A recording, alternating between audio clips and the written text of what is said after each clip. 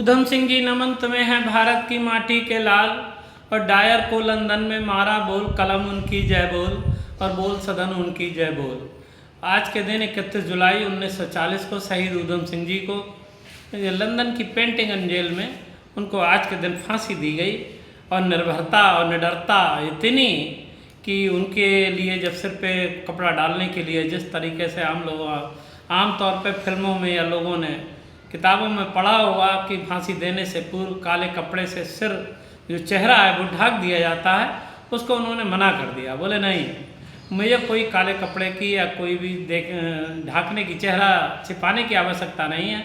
मैं खुले चेहरे से और फांसी का फंदा अपने आप चूमूंगा। और वही हुआ, उन्होंने फांसी के फंदे को चूमा।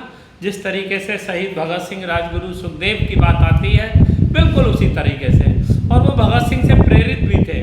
भगत सिंह जो उनको प्रसिद्धि मिली भारत में, भारत से अलग इतर अलग देशों में भी, और उनको आइकॉन माना जाता है। बिल्कुल सही भी है। उनकी शहादत के लिए 23 साल की उम्र में जो बिल्कुल सही से परिपक्वता भी नहीं आई, और देश के लिए, वतन के लिए जो फांसी के फंदे पे झूल गए, ऐसे शहीद को तो नमन किया ही जाना चाहिए।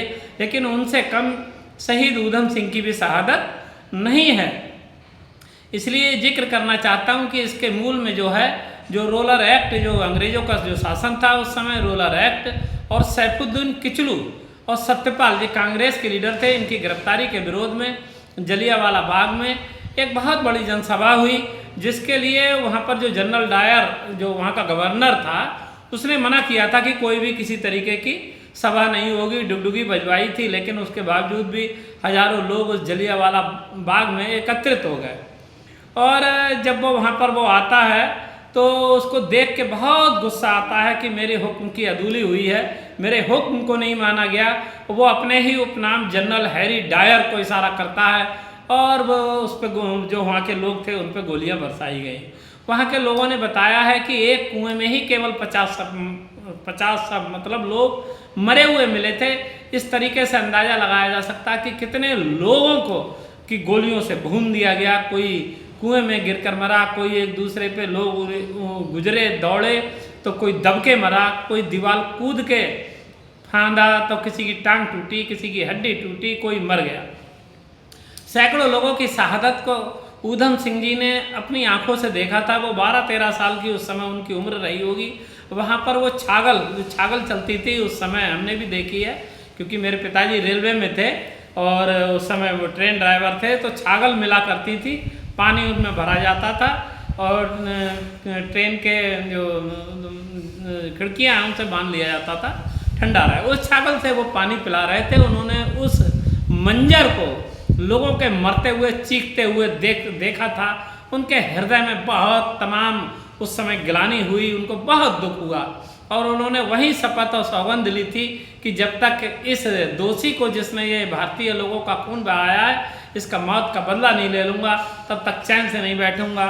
उस शपथ और संकल्प को पूरा करने के लिए उन्होंने, जब परिपक्व होते हैं, बड़े होते हैं, और कई देशों की यात्रा करते हुए अफ्रीका से, और वो ये गाड़ियों के मैकेनिक बनते हुए, तमाम तरीके का उनका एक संघर्ष है। अंततः वो लंदन में पहुंचते हैं, और वकील के भेष में, वो कोट पहने हुए, और जो पुस्तक आप लोगों ने और हम लोगों ने भी पढ़ा है, एक पुस्तक को काट के उसमें पिस्टल रखी हुई है, और जैसे ही वक्ता के तौर पे जनरल डायर वहाँ पर आता है और प्रारंभ करता है, कैक्सटन हॉल है, कैक्सटन हॉल लंदन में, वहाँ पर एक मीटिंग थी, उसमें उसका भाषण होना था, वो वक्ता भी था अच्छा।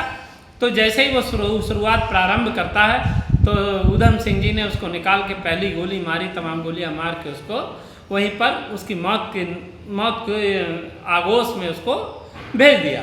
वहीं गिरफ्तार कर लिए गए, भागे भी, दौड़े भी नहीं, क्योंकि उन्हें मालूम था भागना दौड़ना भी व्यर्थ है और भागना नहीं चाहिए। और जब भारत के लोगों ने, कई लोग थे, वकील थे, उन लोगों ने उनको बचाने का कोर्ट में बहुत प्रयास किया, उन्होंने मना कर दिया। और उनको बड़ा गर्व था जब उनसे भारत के लोगों ने, उनके वहाँ पर एक एडवोकेट थे, नाम भूल रहा हूँ, इंडियन ब्रजमोहन शायद, उन लोगों ने कहा भी तो बोले नहीं, भारतीयों को और जो देश के जवानी में ही शहीद होना चाहिए। जो लोग शहीद, उनका आशय ये रहा होगा अगर जवानी में मरेंगे तो लोगों को उनकी मौत विचलित करेगी और दुख देगी और करुणा भरेगी। और एक तरह वही भगत सिंह और राजगुरु सुखदेव का रहा होगा। ये तमाम ऐसे लोग, चंद्रशेखर आज़ाद जैसे लोग, तमाम ऐसे लोग थे जो देश के वतन की खातिर, अशफाक उल्लाह खां, राम प्रसाद बिस्मिल, ठाकुर रोशन सिंह, ऐसे लोग तमाम भारत के देश के आज़ाद कराने के लिए शहीद हुए। तो ये तो शहादत के समय से जो है उनका आज़ादी से कुछ दिन पूर्व का है, तो उनको भी एक मैसेज देना था कि भारत के लोगों में आक्रोश फैलेगा, गुस्सा फैलेगा कि एक व्यक्ति जो कि लंदन में उसको फांसी हुई है, तो वो देश को आज़ाद कराने के लिए लोग प्रेरित होंगे, प्रेरक होंगे। तो मैं ये कहना चाहता हूँ उनकी एक तमाम बातें ये कहते हुए कि उनकी जो बहादुरी का किस्सा है, वो जिस तरीके से काला कपड़ा डाला जाता है, हम लोगों ने फिल्मों में और पुस्तकों में पढ़ा होगा, जब फांसी दी जाती तो काले कपड़े से चेहरे को ढका जाता है, लेकिन उन्होंने उसको मना कर दिया। उन्होंने कहा नहीं, मैं चेहरे को नहीं ढाकूंगा काले कपड़े से। उन्होंने अपनी मौत को साक्षात दर्शन किया और फांसी के फंदे को चूमा, जिस तरीके से राजगुरु सुखदेव भगत सिंह ने फांसी से पूर्व जो फंदा था जो बनाया जाता था रस्सी का, उसको चूमा था। इसी तरीके से ऊधम सिंह जी ने भी उसको चूम के अपने गले में डाल लिया। मैं उनकी इस बात को और ये याद करते हुए, जिस तरीके से तमाम ये तो शहादत का विषय है, बहुत विचारक थे और भगत सिंह से बहुत प्रेरित भी थे। और भगत सिंह में भी इतनी इसी कम उम्र में उनके तमाम लेख हैं, वो लिखे भी हैं, लेख भी हैं, वो प्रेरित करते हैं आज भी। और इतने बड़े विचारक थे उस समय भी भगत सिंह जातिवाद के खिलाफ, और ये चाहते थे कि देश आज़ाद हो, हमारे लोगों के हाथ में सत्ता है, हमारा देश हमारे लोगों के द्वारा संचालित हो। यही भावना शहीद ऊधम सिंह जी में भी थी। और सांप्रदायिक सद्भाव, जिस तरीके से मोहब्बत थी राम प्रसाद बिस्मिल और अशफाक उल्लाह खां में, उनकी दोस्ती बेमिसाल है।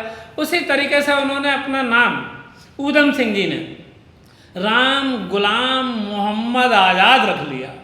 आप इस बात को ऐसे समझिए, राम मोहम्मद गुलाम आज़ाद का मतलब जो होता है कि मुस्लिम और सिख और हिंदू, इन सबको जोड़ते हुए उन्होंने नाम रखा कि ये भारत की ये तस्वीर होनी चाहिए कि सभी लोगों में मोहब्बत और प्यार हो। ऐसे महान क्रांतिकारी को सैल्यूट करने का दिल करता है। आज के दिन वो फांसी के फंदे पे झूल गए, कितनी समझ रही होगी, जबकि उनका नाम बचपन में, मैं एक थोड़ी सी बात और ये कहते हुए, उनका बचपन का नाम शेर सिंह था।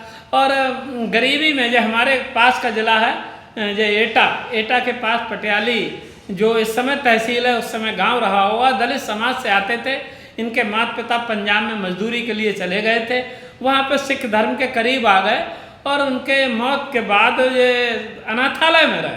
और अनाथालय से इनको सरदार टेहल सिंह और हरनाम कौर ने इनको ले गए थे और उन्होंने ही नाम इनका शेर सिंह से बदलकर ऊधम सिंह रख दिया।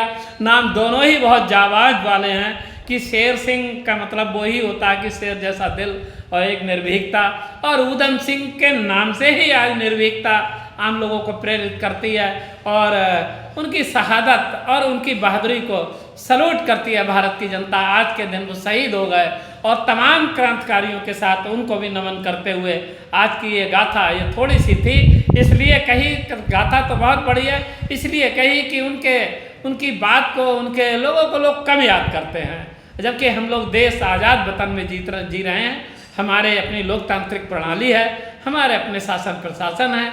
ऐसे लोग जो मौत के फंदे को उन्होंने प्यार से चूमा, हम लोग को आज़ादी दिलाई, ऐसे सभी बहादुर महान क्रांतिकारियों को नमन करते हुए और आज शहीद ऊधम सिंह जी की शहादत को नमन करता हूँ।